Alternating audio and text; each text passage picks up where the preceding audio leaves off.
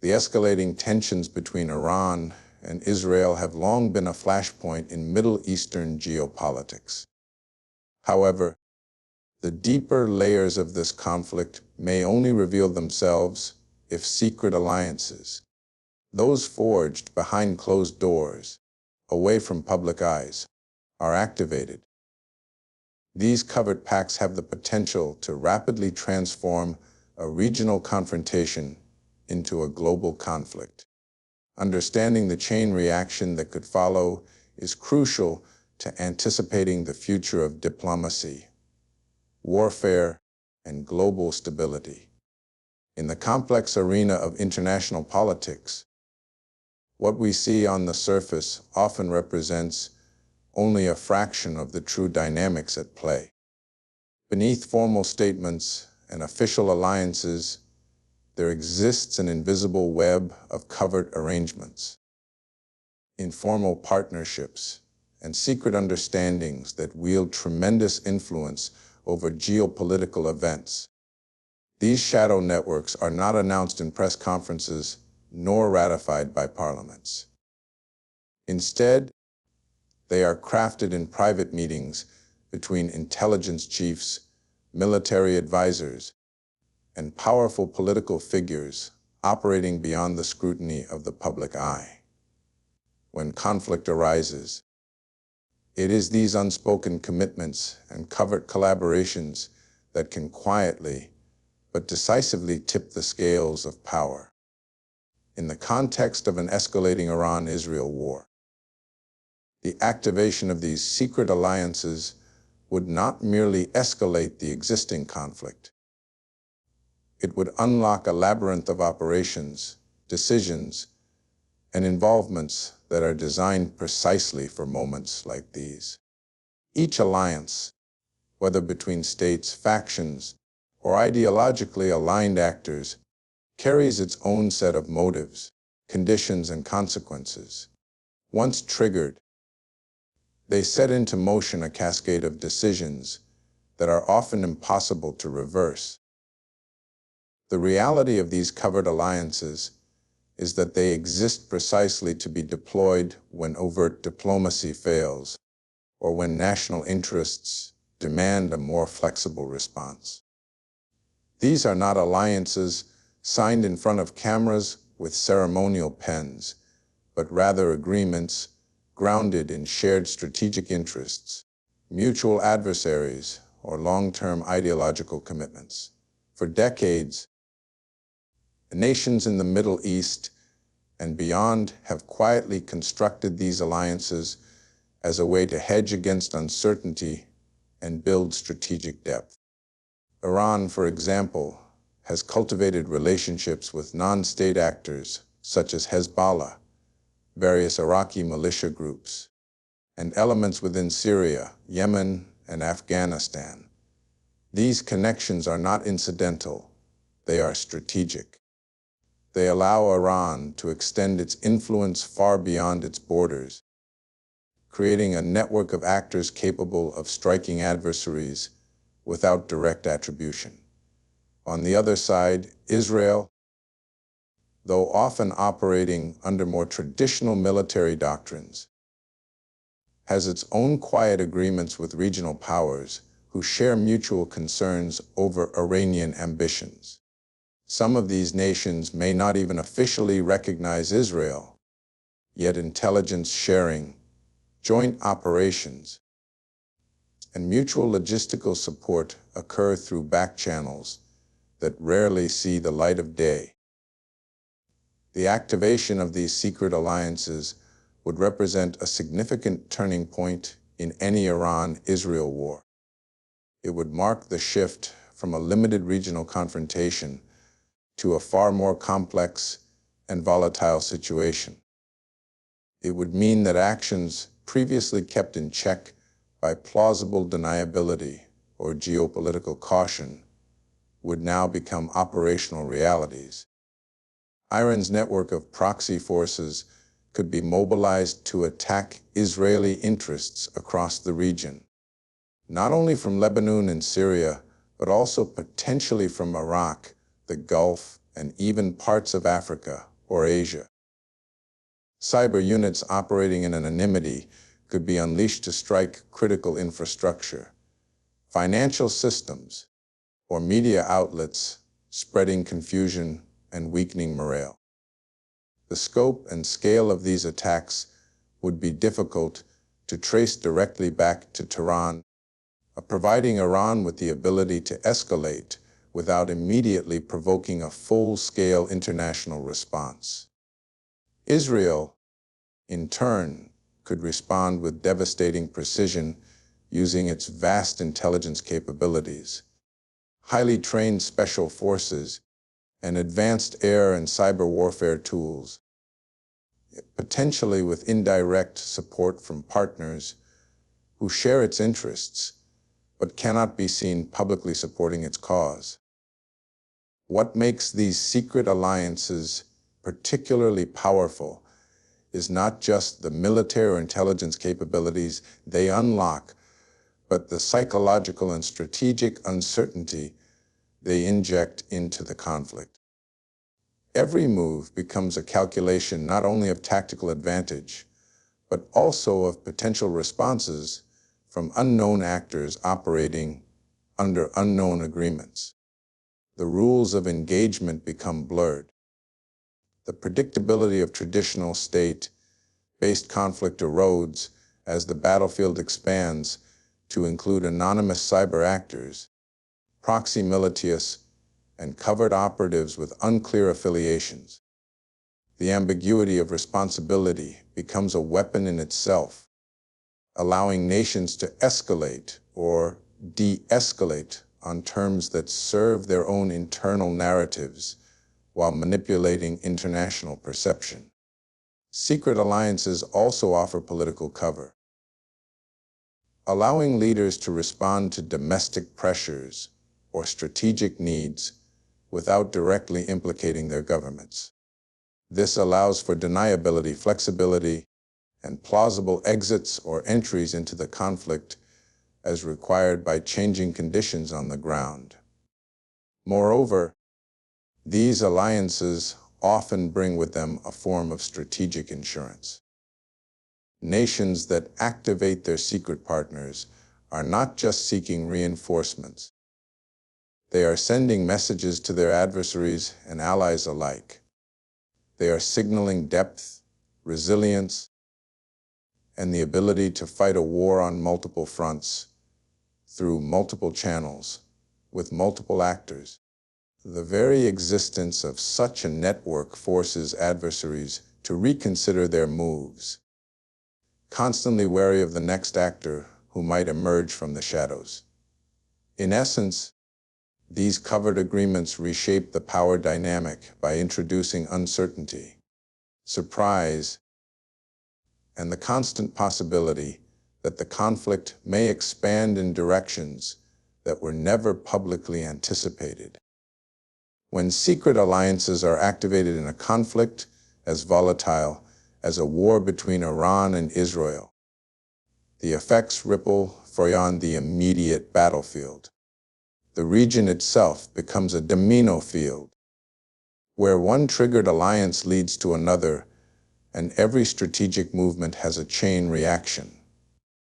The Middle East, with its deep historical rivalries, overlapping sectarian divisions, and shifting alliances, becomes the stage for a regional eruption. Once dormant partnerships come alive, countries previously perceived as passive observers may find themselves drawn into the conflict through obligations they forged in secrecy, fear, or long-term strategic calculations. These obligations may not always be formal treaties, but can include covert support agreements, ideological alignments, or simply opportunistic motivations that coincide with a broader political or religious narrative.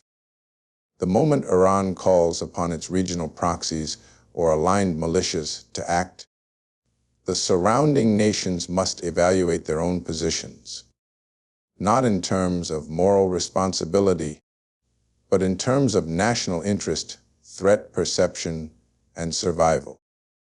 Lebanon would almost immediately feel the weight of this activation.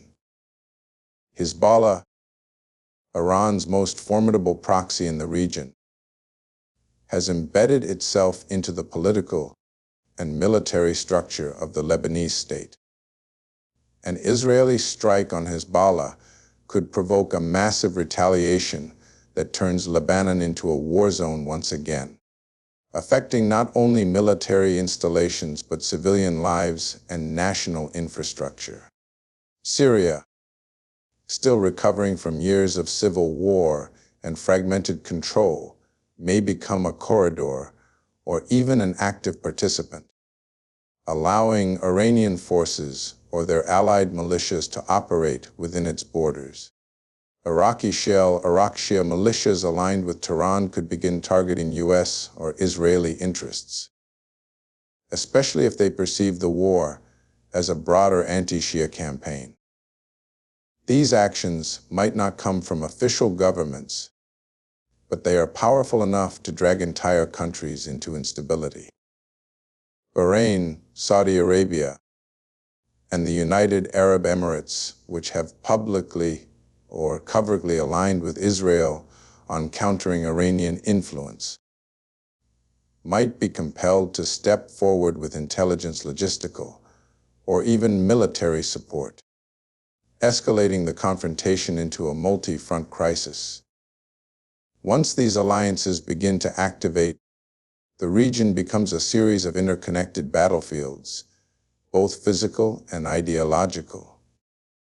Countries that share borders, airspace, or maritime routes find their strategic calculations altered almost overnight. Jordan, often seen as a stabilizing actor, would face enormous pressure to manage refugee flows, border security, and internal political tensions as neighboring areas plunge into conflict. Turkey, a regional power with its own complex ties to both the West and various Islamist movements, may exploit the situation to expand its influence in Syria or northern Iraq. Qatar, while maintaining a delicate balance, may leverage its resources and global media presence to influence public perception and diplomatic pressure. The Gulf states, deeply invested in the outcome of the Iran-Israel dynamic, would be forced to choose between silent observation and direct or indirect involvement, especially if economic targets such as oil fields or shipping routes are attacked. In this environment, every missile launched and every cyber attack deployed risks provoking responses not only from direct opponents, but from the extended family of regional players tied by secret, ideological, or transactional commitments. The threat is not just in the actual weapons used, but in the unpredictable ways in which each nation or group may respond. Militias unaffiliated with Iran, but hostile to Israel or the West, make advantage of the situation to settle old scores or gain visibility. Extremist organizations waiting in the shadows could exploit chaos to reestablish themselves in destabilized areas. The traditional lines between state and non-state actors blur, creating a combat environment where attribution becomes difficult and accountability almost impossible. Moreover, the regional domino effect is not limited to the military realm. Diplomatic alignments will shift rapidly as states reconsider their partnerships based on the new power dynamics. Embassies may close, treaties may be frozen, and economic cooperation agreements could collapse as nations retreat into defensive postures. Alliances formed under peacetime assumptions may fall apart under the pressure of war, revealing the true resilience or fragility of regional coalitions. The impact on global diplomacy is also significant, as international bodies like the United Nations the Arab League, or the Organization of Islamic Cooperation scramble to respond to a crisis they did not fully anticipate. Regional instability spills over into global markets, affecting everything from energy prices to migration trends, drawing the attention and possibly the involvement of global powers. What begins as a confrontation between two nations can very quickly become a war of alliances, each with its own agenda, timeline, and rules of engagement. In such a scenario, control becomes a mirage. Every state that becomes involved must navigate not just the external battlefield, but its own internal pressures. Political factions, religious leaders, civilian unrest, and economic strain. Leaders must walk a tightrope, maintaining national security while avoiding complete entanglement in a conflict that could spiral beyond comprehension. In the end, the activation of secret alliances does not merely expand the battlefield geographically.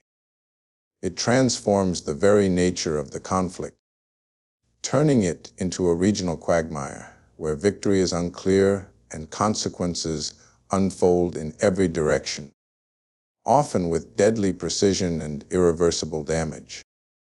When secret alliances begin to reveal themselves during a conflict between Iran and Israel, the involvement of global powers becomes not just likely, but inevitable.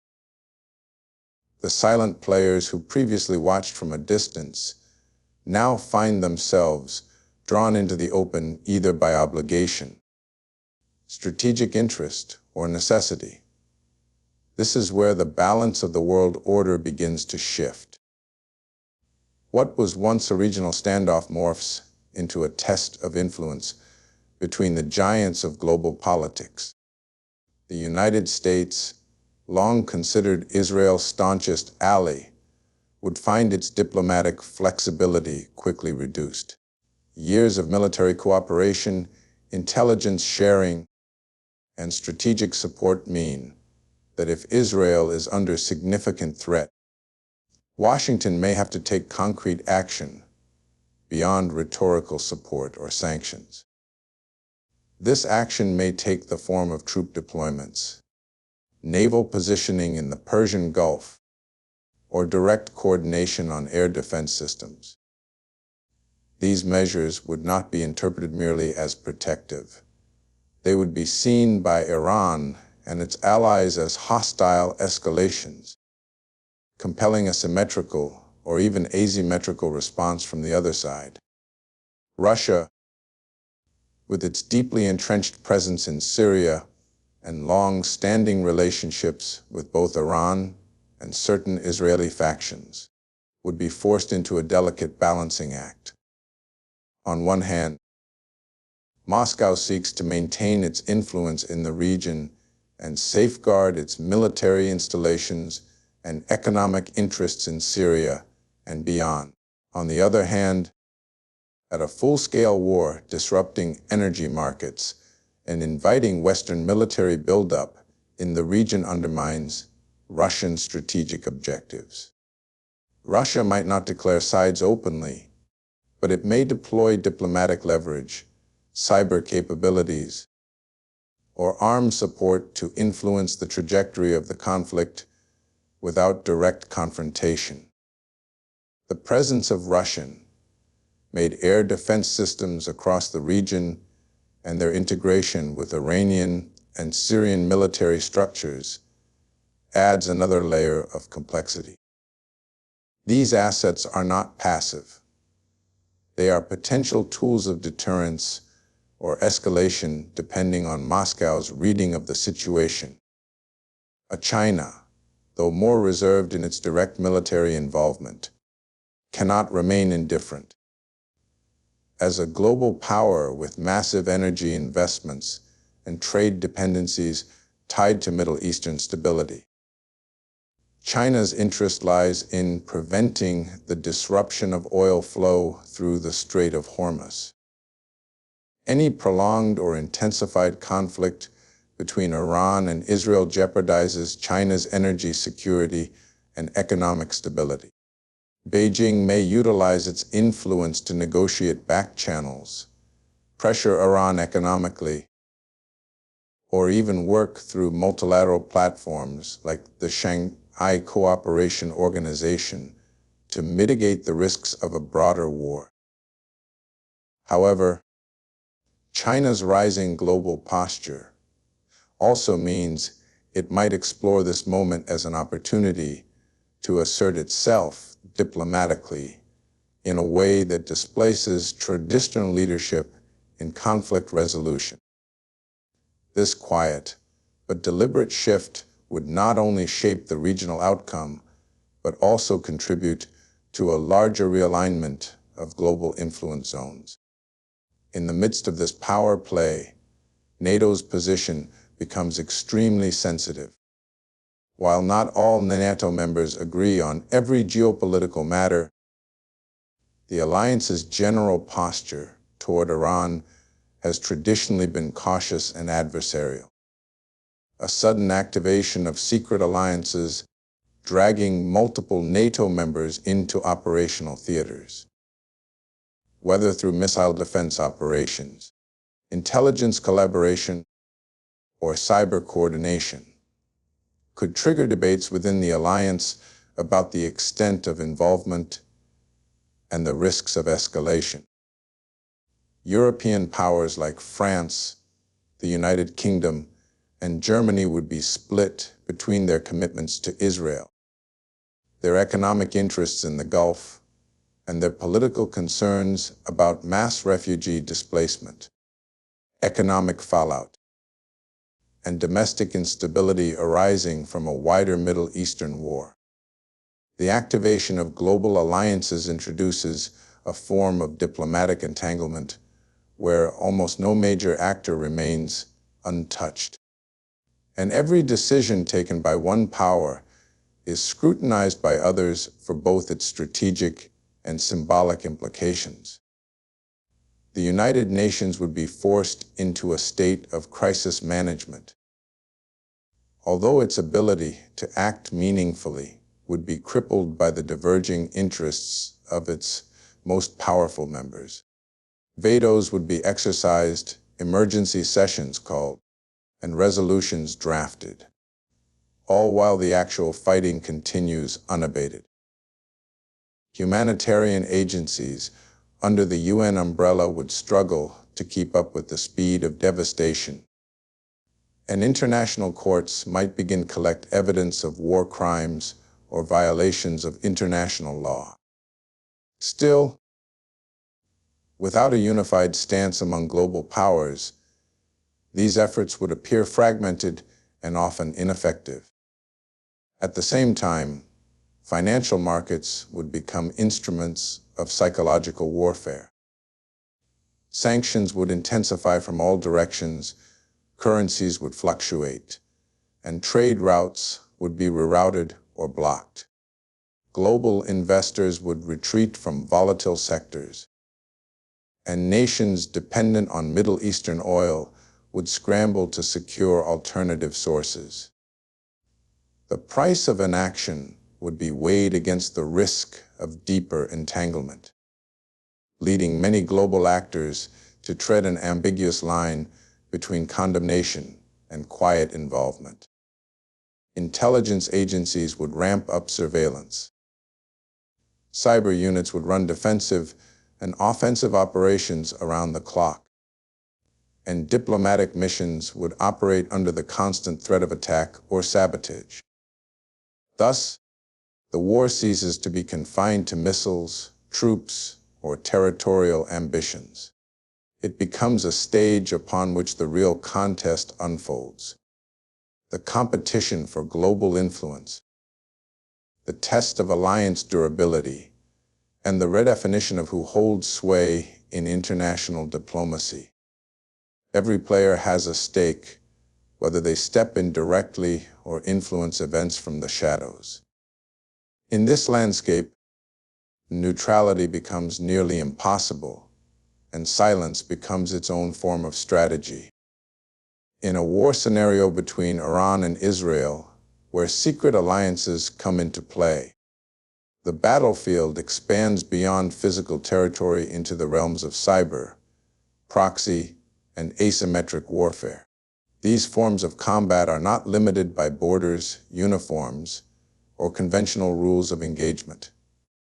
Instead, they thrive in shadows, hidden behind layers of misdirection, anonymity, and deniability.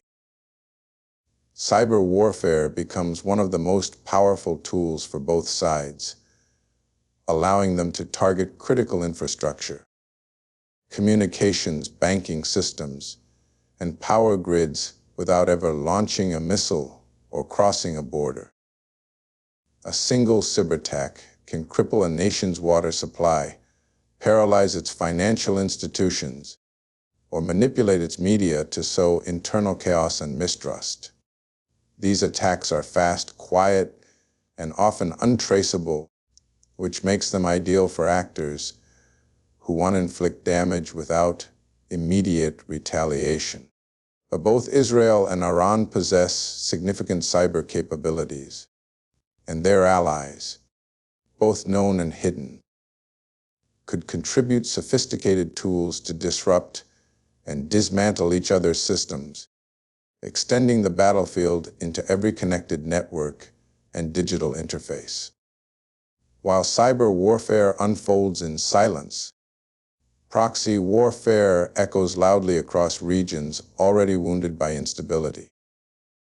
Iran's long-standing strategy of empowering and directing proxy groups enables it to strike at Israel and its interests without direct confrontation.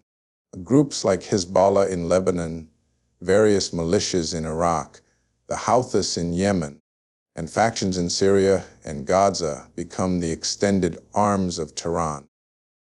These groups operate with their own agendas, but under the broader umbrella of Iranian influence, creating a layered, unpredictable set of threats that Israel must counter across multiple fronts. At the same time, Israel may respond with its own asymmetrical tactics, including precision strikes, intelligence operations, and sabotage missions deep within enemy networks or territories, often with the quiet backing of regional actors who share its concerns but cannot act openly. Asymmetric warfare ensures that this conflict cannot be easily categorized or contained.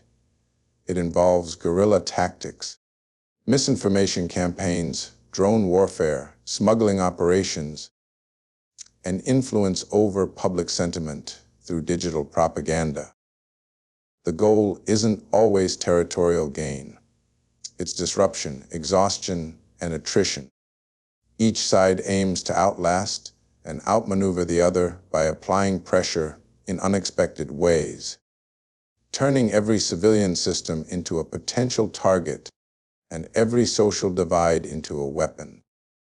In such a conflict, power is not measured in territory held, but in the ability to destabilize, disorient, and outlast an adversary through unpredictable, unconventional means.